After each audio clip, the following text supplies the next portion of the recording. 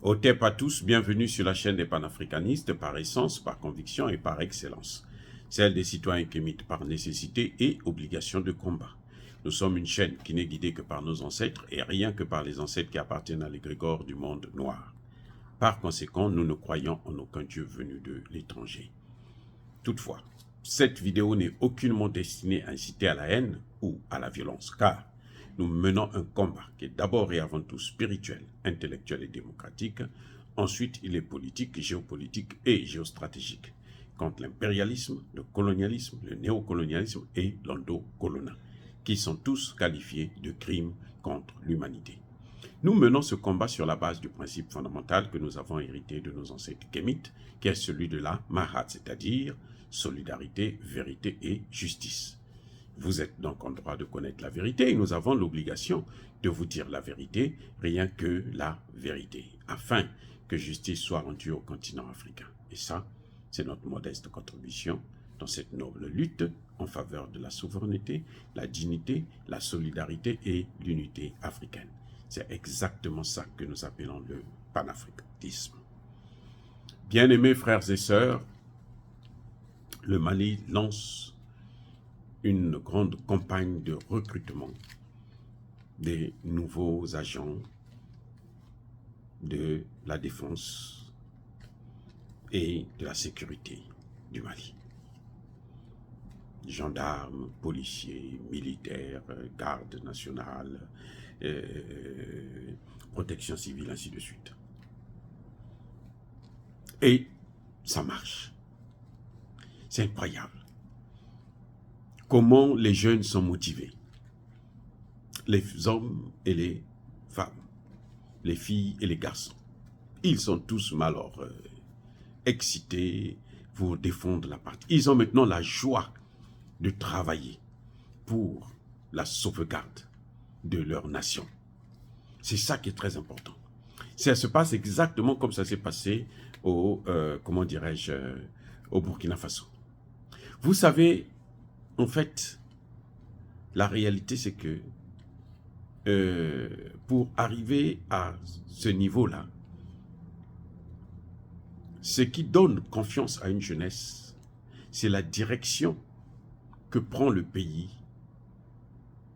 que les dirigeants donnent. Ça dit que, je veux dire que c'est c'est pas parce qu'un président va dire, bon, je veux recruter, que les gens vont venir en masse. Non. C'est parce que les gens font confiance à l'autorité qui est là. Je reprends. C'est la confiance vis-à-vis de l'autorité qui appelle les gens à s'intéresser au travail de la protection de la souveraineté. C'est-à-dire, si vous avez un gouvernement bidon qui est là à s'enrichir, voler, qui n'écoute pas la jeunesse, qui fait ce qu'il veut, eh bien, vous savez, cette jeunesse aussi le tourne le dos, s'en fout. Mais lorsque un gouvernement respecte cette jeunesse, et ce respect-là est caractérisé par le fait que ce président fait ce que veut la jeunesse, comme on l'a vu au Burkina, au Mali, où la jeunesse dit, nous on ne veut plus voir la MINUSMA par exemple. Le gouvernement aussi se bat. Assimi Goupé, attendez, pour faire partir la MINUSMA, ce n'était pas une chose facile. On a vu comment le ministre Diop s'est battu au Conseil de sécurité. Il a affronté l'ambassadeur de France à l'ONU, qui détient la plume, qui rédige la résolution, c'est-à-dire qui parle au nom du Mali, devant les Maliens eux-mêmes. C'est lui qui a la plume, jusqu'à présent. Mais le ministre Diop l'a mis à genoux. Donc, la jeunesse, nous avons tous vu comment le Premier ministre Choguel est allé aux Nations Unies pour critiquer la France, vous dire, mais il nous a abandonnés en plein vol. Après, là, c'était facile pour les autres autorités maliennes de dire, de parler. Celui qui a ouvert le bal, en fait, c'est le docteur Kokala Maïga, le premier ministre malien. Et celui qui est venu en intérim, il est venu à enfoncer le clou. Et depuis, bon, on s'en fout maintenant de la France. Depuis, les gens peuvent parler de la France aux Nations Unies. Vous avez vu le Burkina Faso, vous avez vu le Niger, par la voix donc du ministre Diop. Vous avez vu le Togo, par la voix du ministre Robert Doucet. Donc, vous voyez, c'est-à-dire que les autorités maliennes, burkinabées, et le Niger aussi en train de venir dans cette même voie, ont montré à un peuple que nous sommes là pour vous servir, pas pour se servir. Nous sommes là pour vous, nous sommes à votre disposition. Ce que vous voulez, c'est ce que nous allons vous donner, c'est ce que nous allons faire. À ce moment, quand vous appelez les jeunes, venez, non, ils viennent en masse. C'est pour ça que le Burkina Faso, le président Traoré, en tant que soldat, hein, il organise, il travaille avec ses experts, ils se disent que nous avons besoin de 50 000 personnes, ça suffit. 50 000 personnes pour régler le problème. Ils se retrouvent avec 100 000. Parce qu'il y a un engouement de la population, de la jeunesse. Les gens veulent, ils se disent non, nous, parce que tout le monde veut travailler avec Traoré. C'est ça le problème en fait. C'est pareil au Mali. Tout le monde veut travailler. Chacun veut maintenant donner, c'est-à-dire que donne le mieux de ce qu'il peut. Quand un gouvernement, prenez un exemple, faites un recrutement dans une situation de crise, comme au Mali, hein, où il y a le terrorisme qui est en train de frapper, quand vous allez dans l'armée, il y a de fortes chances que vous puissiez mourir là-bas. Dans ces circonstances-là, faites un recrutement. Dans un pays comme le Congo-Brazzaville, mon pays, dans un pays comme le Gabon, comme le Cameroun, vous allez voir que les gens qui viennent se faire recruter, ce sont des gens qui ont besoin du travail. Parce qu'ils n'ont pas de travail, c'est pour ça qu'ils se font recruter en masse. Mais pas parce que ils ont une ambition politico-idéologique. Parce qu'ils comprennent que là, ils veulent... Voilà, je veux dire que, en fait, c'est des gens qui veulent rentrer dans l'histoire avec Assimi Goïta ou Traoré. Voilà le problème, la vraie situation. Ils veulent rentrer aussi, parce que Assimi Goïta est rentré dans l'histoire, c'est fini. Traoré est rentré dans l'histoire. Maintenant, les jeunes, là, ils veulent aussi rentrer dans l'histoire. Qu'on parle d'eux aussi, qu'on dise demain, ils seront fiers de parler à leurs enfants, dire « Nous avons libéré ce pays ». Oui, ça, c'est des moments, mais alors, des moments, mais hein, c'est des moments spécifiques. Ça n'arrive pas 2 fois dans l'histoire d'une nation. Vous voyez, au Mali, ils sont en ce net moment à plus de 180 000 recrues. 180 000, c'est-à-dire qu'on a admis. Mais la liste là est encore très longue. Les dossiers à étudier là, il y en a encore plus. Donc, on pourra facilement se retrouver avec 300 000, 400 000. Je dis bien 180 000. Vous avez 72 783. Ça, c'est la dernière semaine. Les gendarmes, ceux qui veulent rentrer dans la gendarmerie. Dans la police, vous avez 40 000. 40 000. Dans l'armée, vous avez 47 000.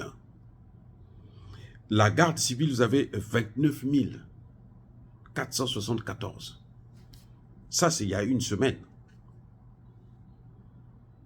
Donc, vous voyez, je veux dire que les gens sont très motivés. Pas parce qu'ils ont besoin du travail. Non, puisqu'ils savent qu'il y a des risques là. Vous mourrez, hein? Il y a des risques. mais parce que ils veulent rentrer dans l'histoire avec l'autorité qui est déjà rentrée dans l'histoire. Ils veulent s'accrocher, ils veulent prendre le train en marche avec l'autorité. Et c'est ça qui est intéressant à analyser ce phénomène.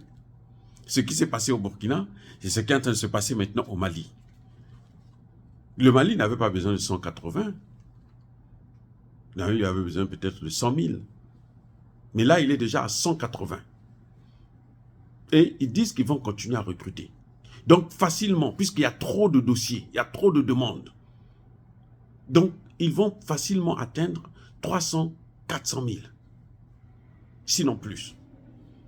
Et ça, c'est formidable de voir que la jeunesse se dit, non, nous, on ne peut pas rester en dehors de cette histoire qui est en train de s'écrire. Ça, c'est l'histoire du Mali qui est en train de s'écrire. C'est l'histoire du Burkina Faso qui est en train de s'écrire.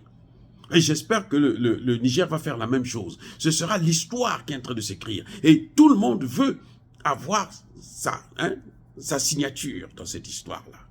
On dit que non, parmi les combattants qui ont lutté pour sortir le pays, qui ont combattu l'armée de l'OTAN, parce que là, les terroristes, là, c'est l'OTAN. Hein. C'est l'OTAN. C'est la communauté internationale. Donc les gens sont attirés par ça. Rentrer dans l'histoire d'une nation. Quand on écrit, c'est beau de rentrer dans cette histoire-là, c'est tellement beau. Si j'avais 25 ans, 30 ans, j'allais courir au Mali pour aller prendre la nationalité, pour rentrer dans cette histoire-là, parce que c'est pas, ça n'arrive pas, mais attendez, vous avez vu les Patrice Lumumba, les Thomas Sankara, les Marien Ngouabi, les Olympio, les Kwame Nkrumah, ils se sont battus. Ils se sont battus.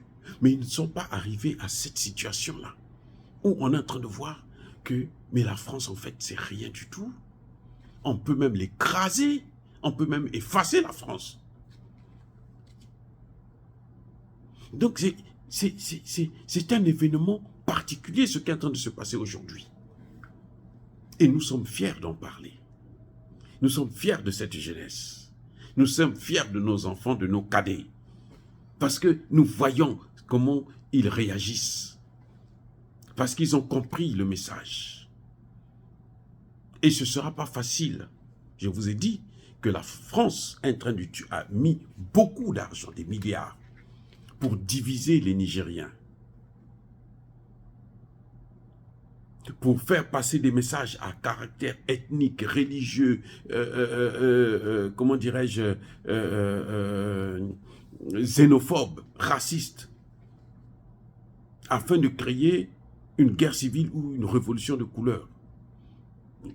Ou bien l'un ou l'autre, c'est-à-dire une révolution de couleur qui va dégénérer en guerre civile pour entraîner le chaos. C'est ce qu'ils sont en train de faire. Vous voyez, et ils vont faire la même chose au Mali, au Burkina Faso. Mais on voit que la jeunesse est tellement motivée à s'affirmer maintenant, à affirmer sa souveraineté. Et les dirigeants sont accrochés à la volonté de la jeunesse, à la volonté de leur peuple. La France ne passera pas. Je vous dis, c'est un échec garanti. Dire cela, c'est inciter à la haine ou à la violence, non. Yaba Kolerve, Yamalembe. Encore une fois de plus, bien-aimés frères et sœurs, soyez bénis. Je persiste et je signe. Soyez abondamment bénis par le Dieu des Kémites et par nos ancêtres angélisés. Mais que tous ceux qui persécutent le continent africain le pillent et le déstabilisent. Qu'ils soient noirs, blancs, chinois, arabes, juifs, indiens, qui qu'ils soient punis, maudits, foudroyés, neutralisés, écrasés, effacés par ce Dieu des Kémites et par nos ancêtres angélisés.